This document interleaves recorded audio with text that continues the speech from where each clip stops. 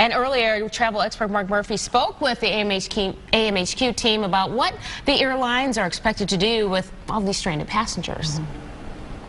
The first thing you could have done was book with a travel agent, and that travel agent would have already been going through the process of getting you either rebooked if you were on a connection or making sure you were on one of the first flights out, if at all possible, as opposed to having you stand in line like everybody else that did it themselves. And I think that's an important distinction out of the gate. The second thing is the airlines, when it's outside of their control, something like this, they have no obligation to accommodate you or to compensate you. Their only obligation is to get you on the road on the next available plane, and that could be, because of the domino effect, further down the line. You may be waiting all day, maybe even into tomorrow, because a small delay can lead to massive delays across the airline system. All right, so Mark, I mean, you mentioned that, book with a travel agent, and a travel agent could have been working with you, but quite honestly, you know the business very well, and Sure. Very few people are booking with travel agents now. It's easier for me to just book it online.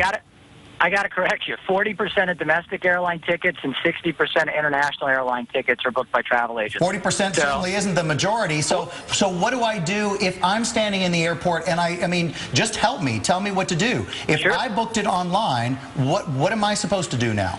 You were standing in line with everybody else. I would have my phone up to my ear, calling the reservations folks, trying to get online there, not just standing in line 100 deep. And I would find out what my next available flights are. I would certainly be looking online at what those next available flights are. And I may think about doing a different routing, which the airlines would be more than happy to not hit you with the change fee, but they may still hit you with a difference in fare. So it may cost you a lot more unless you stay on that normal route.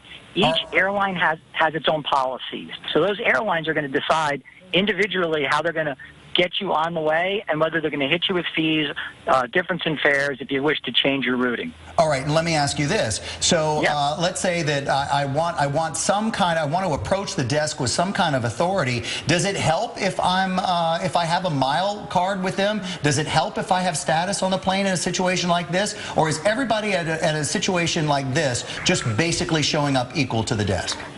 You're not equal. So in other words, if you're at the chairman level or the platinum level, one of these high flyers, guys that fly for business every week, you're the most valuable customer, not the person who travels once a year in the back of the plane. So you are going to get priority. You are probably going to get rerouted. You already have a different phone number that you can call that the average customer can't call. So there's absolutely a priority when it comes to that.